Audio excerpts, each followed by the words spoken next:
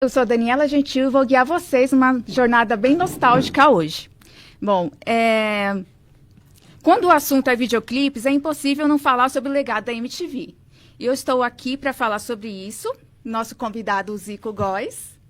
Olá. Muito obrigada, Zico. Obrigado pelo convite. Eu queria falar um pouquinho com você sobre a sua jornada na MTV. Lá em 91 você começou como tradutor, né? E depois seguiu uma carreira ao longo do tempo, você foi vice-presidente. Fala um pouquinho desse seu início.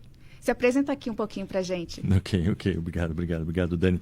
Obrigado pelo convite. Enfim, é sempre um prazer e uma honra falar desse assunto, evidentemente, que povoou a minha vida durante mais de 20 anos. E lá nesse comecinho, em 91, eu entrei justamente na MTV como tradutor.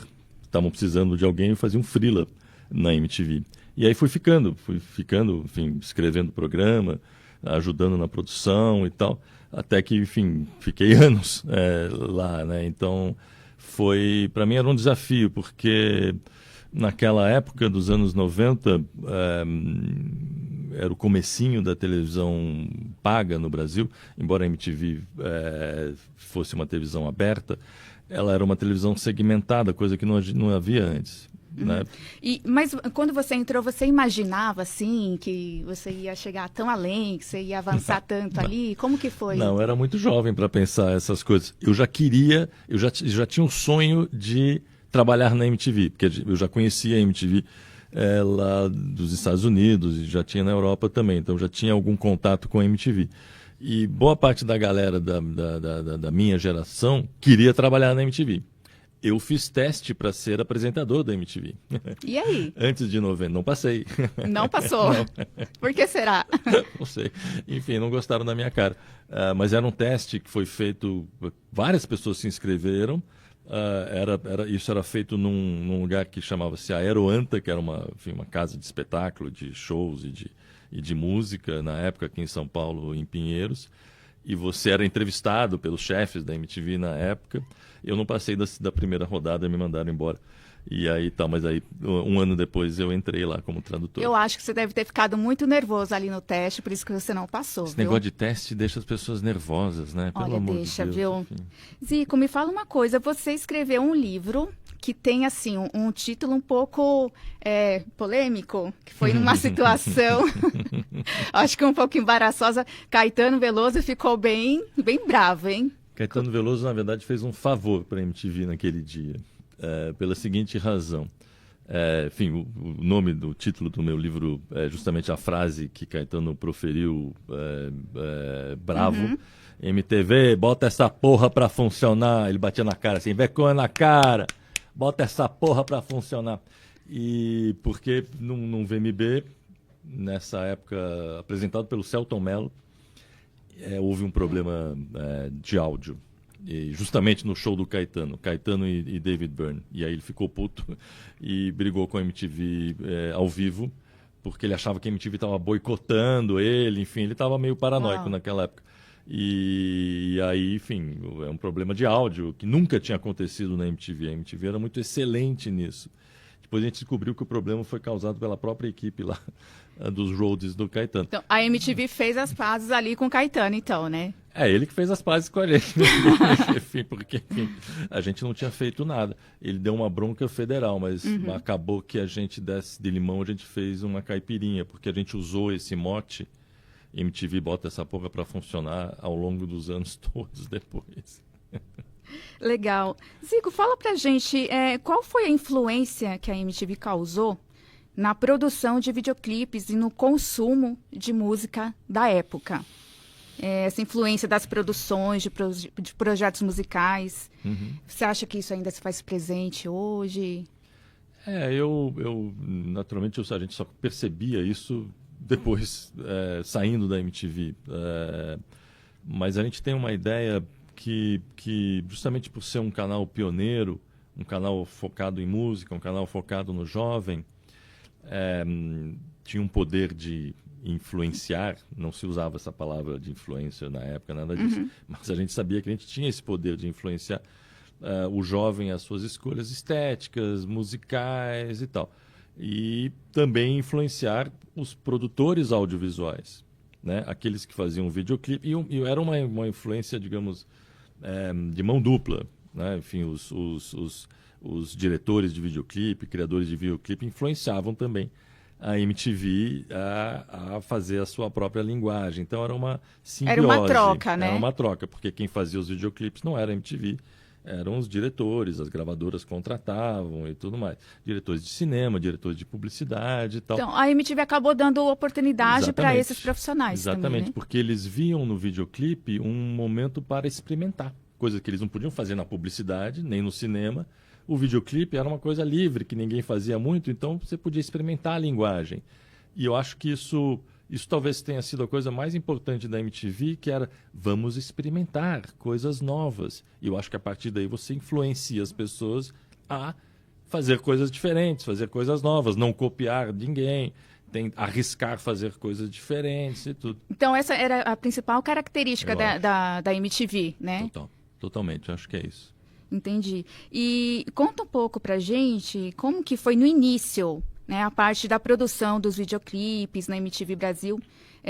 Como foram os primeiros desafios lá no início? Eu entrei na MTV em abril de 91 como tradutor, então eu não participei muito desse começo, mas as histórias que eu ouço era que era uma coisa bastante rudimentar, até porque estava todo mundo no primeiro emprego.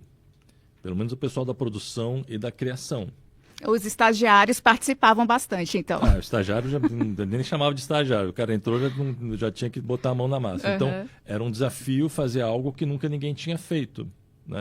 Então, toda a linguagem cinematográfica, a edição, etc., quem ensinou isso para os produtores da MTV foram os cinegrafistas, foram os editores, foram os diretores de imagem, de VT, porque esses caras já tinham experiência em outros lugares, mas a garotada da MTV não tem experiência nenhuma. E acho que isso foi legal também, porque quando você não tem experiência nenhuma, você arrisca, né? Então, de novo, essa essência de arriscar e tal. Então, no começo era mais rudimentar, era mais simples, até porque só se fazia VJs, cabeças de VJs, né? Que apresentavam videoclipes, e nada muito mais do que isso. A partir de 90, 91, 92, aí a coisa começou a ficar um pouco, digamos, mais profissional, digamos. Começou a se fazer mais programas, edições e tal.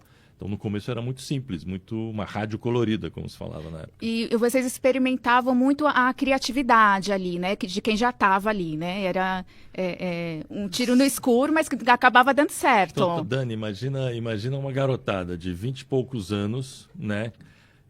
Que tem uma televisão para fazer, um brinquedão daqueles, em que por acaso os donos, digamos, da MTV, que era a editora Abril e a Viacom, eles não interferiam muito. Então imagina um bando de garoto apaixonado por música e tudo. Com liberdade total, liberdade né? total e meio com uma licença para arriscar, para errar. E isso era uma coisa que a gente levava muito a sério, que era não se levar a sério. Se você não se levar a sério, faz você arriscar, errar e depois fazer de novo. Porque televisão é um pouco isso também, né? Enfim, é uma padaria. Se o pãozinho queimou naquele dia, no dia seguinte vai ter que fazer outro pãozinho e está tudo certo. Então, esse espírito jovem, junto com uma liberdade de criação e um pioneirismo de uma televisão que não existia na época, uma televisão jovem voltada para a música, fazia com que você experimentasse e criasse. Agora, não é que tudo foi feito incrivelmente, a gente fez muita coisa ruim também. Você já vai contar tudo isso aí pra gente. Fala um pouco desse processo criativo, assim, por trás das escolhas dos programas. Como que era? Tinha um processo ou era tudo muito livre também? Como que vinham essas ideias da construção desses programas ali na emissora? Olha, eu acho que no começo, claro que no começo tinha uma base para se comparar, que era a MTV americana. Mas principalmente por causa da gravação dos VJs e tal, que era, enfim, um jeito de fazer e tal. Um apresentador solto num estúdio, sem nenhum anteparo, pessoas não necessariamente lindas e bem articuladas, pessoas normais, né? Acho que essa era uma das essências. Sem estereótipos, né? Sem estereótipo, você não ia atrás de pessoas que tinham experiência, você queria justamente pessoas que não tivessem experiência. Pessoas que estavam ali pela sua personalidade, não pela sua técnica de apresentar, porque eu estudei isso. Não, você tinha que ser totalmente novo. Então, isso instigava também na criação de programas, ideias, algo muito novo. Então, era aquele caldo de um monte de gente garotada fazendo televisão e tendo as ideias, principalmente no começo, talvez é uma vantagem e uma desvantagem. Você criava programas para o seu amigo da redação do lado. Então, pô, você vê essa ideia aqui, vamos fazer junto, não sei o quê, você gostou, eu gostei também, e o outro lá, gastei para cá, vamos fazer. E não tinha muito um estudo, uma pesquisa e tal. Uhum. Vinha mais dessa coisa, uma conversa, uma interação ali entre os colegas e tudo mais. Que era um pouco daquele gosto daquelas pessoas que estavam ali. Elas não se comparavam com nada. Uhum. Às vezes dava certo, às vezes não dava certo. Acho que no fim das contas deu muito certo isso de ter essa liberdade, né? Agora, quando ela precisou crescer de audiência para ganhar mais dinheiro, aí tinha um pouquinho mais de método para criar programas que atendessem a audiência, mas também atendessem os patrocinadores. E depois, para colocar isso em prática, demorava muito a partir da construção? Como que era? Não, cara, não demorava. Você fazia do jeito que dava para fazer. Eu me lembro que por exemplo, os programas de VJs, as cabeças de VJs, os programas como Disque MTV, outros programas, foram gravados durante muito tempo. Até 95, se não me engano, era tudo gravado, quase nada ao vivo. Era um jeito que a MTV americana ensinou lá no começo a se fazer. Uhum. Então, se o Zeca Camargo errasse o nome de alguma coisa, ou se a Astrid ou a Cuca errasse o nome de um cantor ou de uma banda e tal, volta, grava de novo, edita e tal. Então, aquele programa que na grade ocupava 1 hora, para produzir demorava 2 horas. Então, não fazia muito sentido, até que alguém teve a brilhante ideia. Vamos fazer ao vivo? Fazer ao vivo que é mais legal. Aí não dava para errar, né? Aí não tinha como errar. Não, quer dizer, você podia errar. E já estava ao vivo mesmo, foda-se, errei e improvisava e vida que anda. E do ponto de vista de produção e econômico também era muito interessante, porque aí ninguém atrasava. O câmera não atrasava para chegar no estúdio, porque era ao vivo. O editor também não, o apresentador não, o produtor também não, porque tinha um horário. Imagina. E antes não tinha, antes era tudo, o cara não chegou ainda e tal, e demorava para gravar. Então, isso durou uns 5 anos. A partir de 95, só é que quase tudo foi feito ao vivo. Quer dizer, pelo menos as cabeças de VJs, esses programas de música. Entendi. E fala um pouco pra gente sobre alguma curiosidade, assim, que por trás dos bastidores, tem alguma história engraçada? Porque assim, eu fico imaginando, esse pessoal aí pioneiro, com carta branca para criar, produzir, inventar, colocar em prática, como que era isso? Tinha alguma história, algum acontecimento? A gente fazia muitas coisas erradas também, ou a gente arriscava de uma maneira meio, às vezes quase irresponsável, e sempre dava algumas coisas erradas ou engraçadas. Uma questão típica de televisão também. A gente lembra de um dia que o Gabriel Pensador estava lá dando uma entrevista ao vivo num programa e tal, e teve um break e ele foi pro banheiro fazer xixi, só que ele foi com o microfone junto. Meu Deus! Enfim, não preciso nem contar o que aconteceu. Ou então uma vez, a MTV gostava de pregar peças no 1º de abril. E aí? Tirar sarro de alguém ou contar uma notícia mentirosa. Cara, essa foi uma coisa da qual eu não me orgulho, porque foi muito mal feito.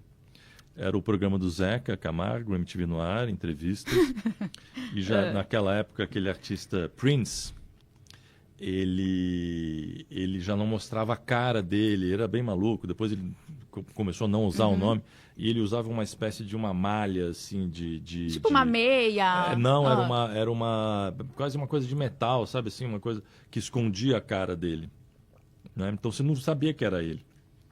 Aí a gente inventou que o Prince tinha chegado na MTV para dar uma entrevista ao vivo. A gente pegou um cara qualquer da produção, botou essa coisa parecida com ele, e o Zeca ficou entrevistando ele em inglês. Deus.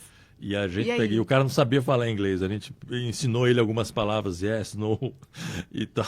Enfim, foi ridículo. Foi a coisa O mais Zeca ridícula. demorou muito para perceber a pegadinha. Não, o Zeca, não, a pegadinha não era com o Zeca. O Zeca estava junto. A Ah. pegadinha era para audiência. Ah, e aí? E aí? Não deu certo, né? Não deu certo. Ficou Olha muito só. mal feito. Ai, mas é isso que dá, né? Deixar os meninos soltos lá, com a criatividade solta. É verdade. Não pode deixar muito, mas a gente deixava. E assim, e projetos realizados da MTV, algo que te marcou muito, algo que você tem assim como, esse projeto aqui é meu tesouro, meu filho aqui. Olha, eu me envolvi muito no Rock Go. Era uma das coisas que eu achava que eram mais importantes ali pra gente. Para mim também, enfim, me envolvia bastante mesmo na criação do Rock Go, na produção do Rock Go. O VMB, certamente, o VMB talvez seja a coisa que mais emocionava as pessoas na MTV. Era um momento do nosso carnaval. Sabe quando acaba o desfile e no dia seguinte você já tem que pensar no ano que vem, a fantasia e tal? Era o que acontecia com a gente no VMB, programa ao vivo, emoção e Muita tal. energia e tal. Né, essa coisa do set ao vivo. Isso era uma coisa muito emocionante. Você saía arrasado, mas era uma catarse. Então acho que o VMB e o Rock Go São bem motivo de diferentes. orgulho para você. São certamente bastante motivo de orgulho do que essa equipe conseguiu fazer, né, na MTV. E, evidentemente, enfim, eu tinha uma influência até bem menor em cada uma dessas coisas, porque era muita gente fazendo essas coisas. Eu só ficava meio, pelo menos uns 10 anos mais para frente, olhando de cima e tal. Mas eu me envolvia bastante. Eu me lembro de uma época, um VMB, eu tinha uma função no VMB, embora eu já fosse diretor, em que eu e outra diretora, a Cris, a gente tinha a função de ficar na boca do palco, em que os artistas entravam e que os convidados entravam. Nós ficávamos ali como os fiscais do palco. Quem vai entrar, quem não vai entrar, para nós era uma função importantíssima. Sim. Então, os dois diretores, cada um na boca de um palco ao vivo. E eu me lembro que uma vez era o Supla, que estava tocando, eu estava aqui na coxia, né, nos bastidores, já bem do lado dele, assim, ele já estava no ar e tal. Era um cenário que tinha umas lâmpadas e uns paetês e umas plumas, não sei, e o Supla tocando e tal. Supla, no final do show, ele esbarra numa lâmpada, a lâmpada quebra e pega fogo na pluma. Não. Meu Mas Deus. era o break. Mas e aí? Daí eu fiquei desesperado, eu estava ali na boca do negócio, eu não sabia, falei, como é que faz para apagar fogo mesmo? E aí, mas a gente conseguiu apagar o fogo rapidamente, mas ia ser uma desgraça se pegasse fogo no cenário. Pelo amor de Deus, hein? Olha, que perigo, viu? Perigo. E assim, você acha que chegou um momento, nessa época, em que o videoclipe ele ficou maior que a própria música, assim, É boa essa que você pergunta, acha? Dani, porque eu acho que e a MTV foi o veículo para isso, né? De novo, os videoclipes eram feitos pelas gravadoras, pelos artistas e tal, a gente era só o veículo para isso.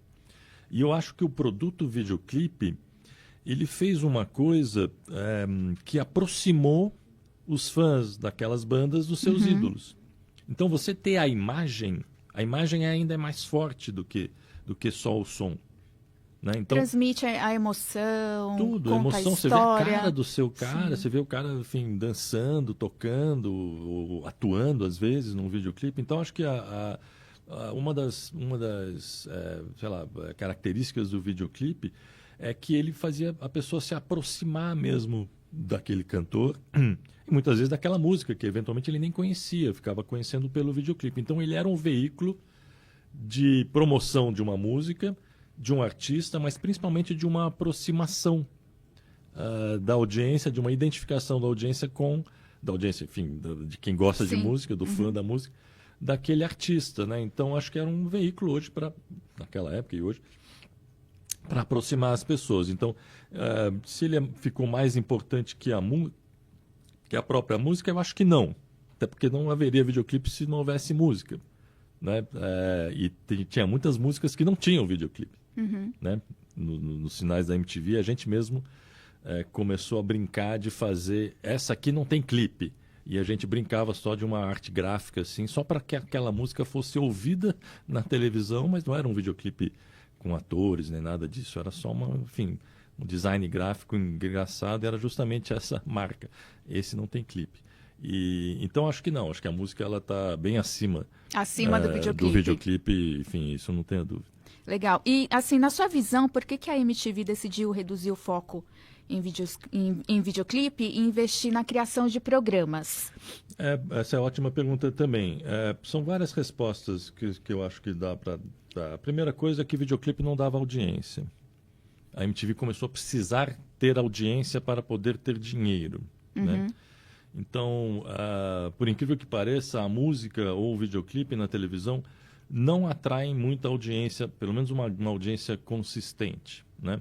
Então, você, embora no começo tenha sido muito pioneiro e aquilo é que chamava a atenção, basear o seu canal a partir de alguns anos, no começo tudo bem, mas depois... No começo deu muito certo, sim, né? Mas a partir de 93, 94, 95, começou a se perceber, olha, a gente precisa fazer algo a mais.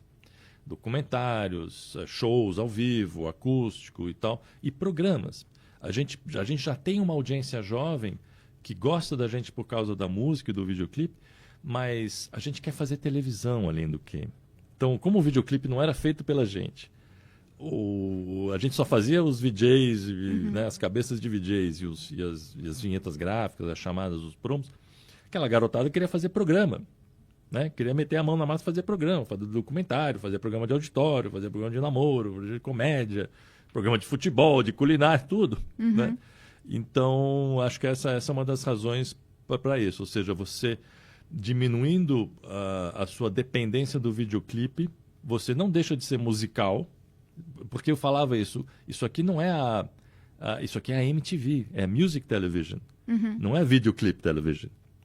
Então, o videoclipe é o veículo para a música, mas a música... Só tomou mais forma, então, a MTV, né? Exatamente. Então, você usava, digamos, essa mesma matéria, essa mesma commodity, que eram as músicas e os artistas, mas se fazia programa. Vão fazer futebol? Eram os artistas que iam jogar a bola. Fazer programa de culinária? Eram os artistas que eram os convidados. E assim por diante. Então, criou-se e depois começaram a se fazer programas que nem tinham nada a ver com os artistas, como os programas de namoro, as comédias e tudo. Os desenhos animados, os Hermes e Renato, quer dizer, não dava para parar só no videoclipe. Né, então, isso era uma ânsia de fazer coisas também pensando que você precisava ter audiência. Então, ela começou a ter audiência e ganhar mais dinheiro a partir do momento em que ela começou a virar... Teve essa expansão, né? Porque no começo se dizia que a MTV era uma não televisão. Era uma rádio colorida. Uma rádio colorida. Só que você precisava ser um pouquinho televisão para alcançar mais audiência, para você assim, ter uma identificação maior com as pessoas que estavam ali, segurar mais essas pessoas no ar, assistindo e tal. Daí a necessidade de se criar programas. E funcionou por bastante tempo, Muito assim, tempo, né? Sim.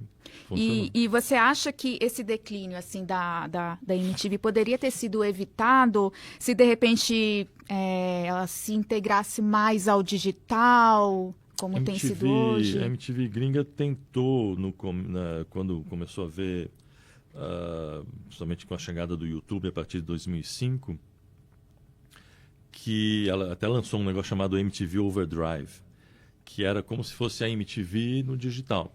Então lá vocês tinham os videoclipes on demand, você tinha pedaços de programas que estavam ali, coisas que não iam para os programas, mas estavam ali e tal. Não deu certo, muito na época não. E eu acho que esse declínio, e era natural que fosse assim, era porque aquele canal dos anos 90 e depois até os anos 2000 e poucos, ele era... até o advento, até a chegada da internet, principalmente até a chegada do YouTube, que é em 2005, até ali a MTV era o único canal jovem musical do mundo, do Brasil, no mínimo. Né? Então, se o jovem queria música ou queria se ver, né? Queria uma coisa que era para si, esse é o meu canal, ele tinha a MTV como esse porto seguro. E a gente fala, olha, você vai ver o seu videoclipe aqui antes, você vai saber das notícias musicais antes de todo mundo. Isso virou uma balela, porque a partir da internet e do YouTube, você não ficava esperando para ver o videoclipe. Você tinha no vídeo, você tinha no YouTube. A hora que quisesse, A né? hora que quisesse. E isso de falar, olha, eu sou o único canal jovem, não é mais. Agora tem mais 1 milhão de canal jovem. Então isso, evidentemente, fez a MTV declinar. Influenciou bastante, E né? aí não tinha mais jeito. Infelizmente, né? E quais são as lições que a indústria da música aprendeu com esse declínio, né, da MTV em termos de marketing, engajamento com o público? Eu acho que quando você, digamos então, partindo da premissa de que aquele canal ele era importante para a indústria musical, porque ele lançava artistas, de novo, né? Não Sim. só o videoclipe, mas os programas, os acústicos, o VMB, ele aproximava o fã do músico, né? Quase que servia quase como uma grande propaganda daqueles músicos. Então a indústria musical gostava muito disso. Tinha uma fila de gente querendo fazer acústico, de artistas querendo fazer o acústico MTV, porque aquilo vendia bem e tudo mais. Com o declínio disso tudo, eu acho que o que a indústria fonográfica ela entende é que ela não pode mais ficar dependendo do audiovisual. Então os artistas têm que começar a fazer mais show ao vivo, Sim. o que é muito bom. Né? Então tem que dar mais a cara, tem que ser mais independente, tem que não depender só disso. Então acho que isso foi um aprendizado também, porque com a internet e a digitalização da música, foi a primeira coisa que foi digitalizada foi a música, depois veio o vídeo.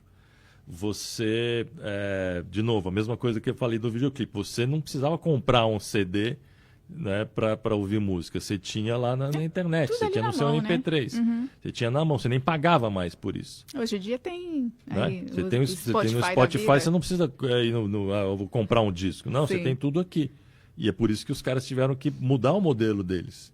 Preciso começar a ganhar dinheiro fazendo ao vivo, porque vender música como vendia disco e CD não rola mais. Não dava para ter lucro em cima disso mais, né? Mundo digital transformou a música em água. Ela entrava por tudo quanto é lado. Né? Ah. E como que era feita a seleção das bandas para serem lançadas na MTV? Como que era? Tinha algum critério? Como que era? Bom, acho que tem... A MTV, ela, de novo, era um veículo, né? Então ela não produzia nem criava, diferente das gravadoras, que tem as suas estratégias de quem eu vou lançar, quem eu vou apostar. A MTV era só um espelho do que acontecia no mundo do fonográfico, né? Então ela era um espelho para isso. Agora ela tinha uma identidade, ela tinha uma premissa qualquer, enfim, ela era um canal que tinha que ter uma identidade. Então era um canal musical e jovem, mas não era um canal para toda a música e nem para todo jovem. Tinha jovem que não gostava da MTV. Então a MTV ela procurou justamente porque achei importante que você na televisão, quando você tem um canal e hoje está tão pulverizado que isso não existe mais, você precisa ter uma marca que se identifique de alguma maneira. E como é que você fazia? A gente escolheu uma veia pop rock. Dificilmente entrava pagode, quase nunca entrava axé, e assim por diante. Era uma escolha. A gente achava que aquilo era o que a gente gostava e que era o legal. Então esse já era um primeiro filtro, né? Então, enfim, e o que a gente não lançava artistas, as gravadoras lançavam os artistas e os videoclipes, e a gente filtrava vamos passar esse, vamos passar aquele, vamos chamar um artista para fazer aquilo outro. A gente era muito mais um espelho do que um lançador de tendências ou de músicas, né? Certo. Então não era para todos os jovens, Não né? era, e nem para toda a música. Entendi. E sobre os VJs? Vamos falar dos VJs. Como que você teve a ideia? Como que foi feita essa seleção? Como que era? Tinha que ser uma pessoa com alguns critérios ou sem critério nenhum? Como que funcionava? Eu acho que uma das essências da MTV, desde o começo, e isso não foi... Enfim, eu participei de algumas dessas decisões de procurar apresentadores e tal, mas tinha uma grande equipe muito antes de eu virar alguma coisa na MTV. Essa premissa já era verdade e ela foi seguida até o final. Que era, para você ser um apresentador de televisão na MTV, você tem que ser você mesmo. E você não tem que seguir nenhum padrão. Você não precisa ser bonito, nem magro, nem super articulado, nada disso. Você precisa ser quem você é.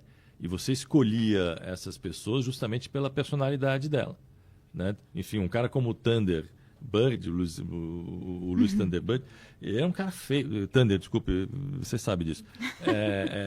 Não é, né, bonito e nem tão articulado e tal, mas ele fazia um sucesso danado. Então, essas escolhas, elas tinham a ver com a personalidade. Então, ao longo dos anos, ciclicamente, você renovava também esse quadro, né, de apresentadores e fazia testes, fazia eventos, caça VJ, etc. e tal.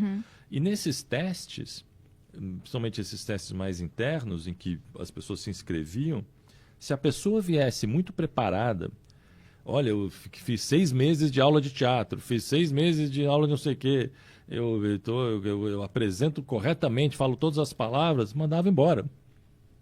A gente queria a personalidade, não queria que ela fosse... Se a pessoa chegasse e falava, eu me preparei muito, eu acho que eu tô pronta para ser escolhida. E aí? Vai embora. Já não serve. Não serve. Porque a gente quer a pessoa que está dentro de você, não aquela que você acha que tem que ser, essa persona que você acha que você tem que ser na televisão. Talvez essa seja a grande diferença da MTV. Quem apresentava a MTV? Pessoas normais. Né? Você acha que isso aproximava mais o público, criava essa proximidade? Dani, você olha uma pessoa na televisão que parece com você, ou que você talvez gostasse de ser amigo dela... Eu vou sentir mais conexão. Você vai querer se engajar mais, né, do que um apresentador de um jornal ou de uma repórter. Nada contra isso, porque isso é um estilo. A MTV tinha outro estilo. Uma repórter vestida de tailleur, com o cabelo todo... Essa pessoa é irreal. Sim. A pessoa não se encontra essa pessoa na rua. Os caras da MTV se encontravam na rua. Legal. Eram parecidos com você, pelo menos com a audiência, né? A MTV, ela ia um pouquinho, talvez na contramão do que acontecia em outras emissoras. Trabalhava de uma maneira bem diferente, né? Eu esqueci de falar isso quando você me perguntou sobre os critérios para criar programas. Porque tinha a ver com isso que eu falei. Você mandou muito bem, Dani. Que é o seguinte, se alguém tivesse uma ideia de um programa, o pessoal teve uma ideia de um programa aqui, a primeira coisa que a gente perguntava é, você acha que esse programa, essa ideia de qualquer coisa que você teve aí, você consegue ver isso, sei lá, na TV Cultura, na Bandeirantes? Se a resposta fosse sim, tchau, joga fora. Já não servia, não né? Servia. Tinha que ser algo que ninguém fez. Porque senão você não faria diferença. É um canal pequeno, audiência negativa. A gente ficava devendo para o Ibope no final do dia. Então, né, enfim, muito segmentado. Então, se você não tivesse uma identidade muito forte... Não ia caber uma comparação, né? Porque, enfim, você precisava saber, aquilo é só na MTV. Eu só vou ver aquilo na MTV. Entendi.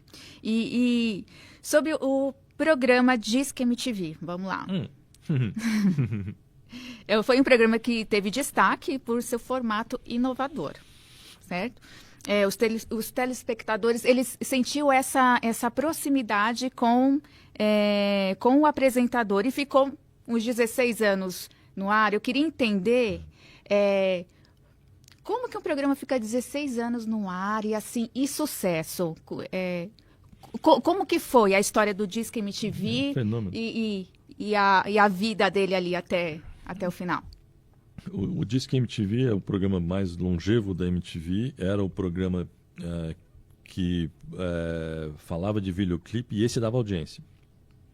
Então, era um dos programas que mais dava audiência e com os quais a audiência mais se identificava. Então, Cuca, Astrid, Sabrina, Sara, Carla e assim por diante. Enfim, as pessoas iam mudando, as playlists iam mudando, evidentemente. E eu acho que tem um fenômeno do Disque que tem a ver um pouco com essa... Porque é uma narrativa muito simples, na verdade. Desse ticking clock, ou seja, desse relógio que tá batendo e que começa aqui e acaba ali. Tem começo, meio e fim. As pessoas ficam esperando o que vai acontecer, como numa série, como numa coisa de suspense. Quem será o próximo clipe dessa posição? Quem ganhou, quem está no primeiro lugar, quem está no segundo lugar. Então isso era uma narrativa muito interessante que prendia as pessoas. E era talvez o programa mais pop da MTV, no sentido de, como era uma parada musical, não tinha muito música lá do B, não tinha muita música, enfim, que não fosse por exemplo, essas músicas de rádio mais populares ou mais tocadas, porque ali eram eram as mais tocadas. Então, por isso era o programa de maior audiência, que agradava todo mundo ao mesmo tempo e tinha essa coisa de quem ganhar, quem vai ganhar. E era extremamente pop. Extremamente E pop. tinha as ligações, né? O público participava ali Além do que ainda bastante. as pessoas podiam ligar, podiam interagir. No começo era gravado, como todos os outros, depois foi sendo feito ao vivo. E isso era, enfim, de alguma maneira, de novo, aproximava bastante a audiência daquele programa, e principalmente das apresentadoras. Né? Essas meninas, Sara, Sabrina, Astrid, Cuca, elas ficaram as rainhas ali daquele horário. Né? Até hoje elas são lembradas como, eu assisti o Disque, você era a minha influência e tal. Então, essas meninas, elas realmente mandaram muito bem. Ficaram ali na memória, né, de quem é ali dos anos 90, 2000, né? Totalmente. E você acha que a segmentação da MTV foi um dos fatores que foi responsável pelo declínio, ou pela MTV, de repente, não está mais aqui? Eu acho que, de novo, o que aconteceu foi aquilo que eu disse. Acho que aquela relevância que aquele canal tinha, com o advento da internet e do YouTube, passa a não ter. Né? Então, ela vai se quebrando. E outra, é interessante pensar na segmentação, porque a MTV era um canal segmentado. Né? Ele olhava para um nicho, um fragmento, do extrato ali daquela audiência, jovem e musical, pop rock. É aquele pedaço, não quero outro pedaço, aquele. E jovem, né? Se o cara fizesse 29 anos, enfim, comercialmente o target da MTV era de 15 a 29. Então a pessoa que fazia 30, tchau, você não quero mais saber de você, assim como ele também não queria saber. Eu acho que foi muito mais força dessa coisa do digital, né, do que pelo nicho. Claro, não tenha dúvida. E agora, dentro da segmentação da MTV, havia várias segmentações. Então tinha o programa de rap, o programa de rock, o programa disso, daquilo. Como é uma grade finita, não é internet, não é VOD, se você não gosta de rock na hora que você tem a disponibilidade para ver a televisão, está passando um programa de rock, você fala, essa TV só passa rock, eu não gosto. Ou essa TV só passa rap, eu não gosto. Isso era um desafio. Entendi. E, assim, a MTV durante o auge, né, teve um impacto significativo na vida dos jovens. Você acha que contribuiu para o nascimento de subculturas, por exemplo, ou influenciou os jovens nessas questões sociais, culturais? Eu acho que sim. Eu acho que por mais que a MTV não tivesse tanta audiência, ela tinha uma repercussão que ia além daquilo que era medido, né? Então, não só influência musical, estética, mas até social e política, como você bem falou. A MTV fazia campanhas de prevenção à AIDS que nenhum outro canal fazia. A MTV foi pioneira nisso, Foi pioneira e fazia muito, muito. Então, a gente achava que o nosso jovem precisava dessas informações muito. Né? Imagina a Rede Globo transformando aquele logo dela, o Plim Plim, numa camisinha. Nunca fariam isso. Era um tabu ali na época. Deveriam fazer. Tinha um receio de abordar. Porque você está falando de uma questões. coisa meio mortal, a AIDS e tal. A MTV não tinha problema com isso. Então, acho que sim, ela influenciou. A gente gosta de achar que a gente salvou vidas na época da epidemia de AIDS. Porque a gente conscientizava as pessoas não só sobre o uso da camisinha, mas também contra o preconceito também. Entendi. De homofobia, de etc. Então, eu acho que sim. E politicamente também. Eu acho que de alguma maneira... Isso foi um legado também, né? Que ela deixou. Deixou uma sementinha boa ali no... porque a gente achava jovens, que o audiovisual e a MTV tinha essa missão de fazer o jovem se conscientizar para mudar o seu comportamento e mudar o mundo. Era isso, enfim, no final do dia. Não era só um entretenimento, é fazer uma missão. Cara, a gente faz essas coisas para que vocês, cara, pense, desligue a TV e vai ler um livro. Exatamente. Muito importante. E, bom, essa conversa está maravilhosa, mas infelizmente o tempo passou muito rápido e nós chegamos ao fim do nosso episódio de hoje. Nós falamos sobre como a MTV transformou os videoclipes e como ela influenciou os jovens e a história, né, desse legado, né, pra gente. Bom, nós esperamos que vocês tenham apreciado essa viagem nostálgica. Zico, muito obrigada por dispor desse tempo aqui com a gente. Pessoal, se você curtiu esse episódio, fiquem ligados que amanhã, dia 27/9, tem o videocast aqui no Abrigo Digital, onde teremos o corte podcast que irá contar um pouquinho sobre as produções de audiovisual independente. 7h45, aqui no... E teremos também o videocast Elas no Backstage, então não perca. Vamos para os agradecimentos. Bom, esse programa ele foi projetado, foi desenvolvido em parceria entre os estudantes de produção de Rádio e TV, operação de câmera e sonoplastia dos cursos de radialismo do Senac Lapa e Cipião. Sob orientação dos professores Kleber, Edwin, não sei se eu estou falando certo, me desculpe, Fernanda Nascimento, Rafael Troiano, Tiago Lirola. E um agradecimento especial ao nosso convidado, o Zico Góes, que abraçou o convite de participar do nosso videocast, Entre Telas e Sons. Agradecemos também aos nossos amigos Vitor Guilherme, que está por aí, e o Ícaro Rocha, que nos ajudaram aqui com a produção da vinheta e das artes. Muito obrigada, pessoal. Até uma próxima. Obrigada, Zico. Satisfação. Foi um prazer. Valeu. Obrigada.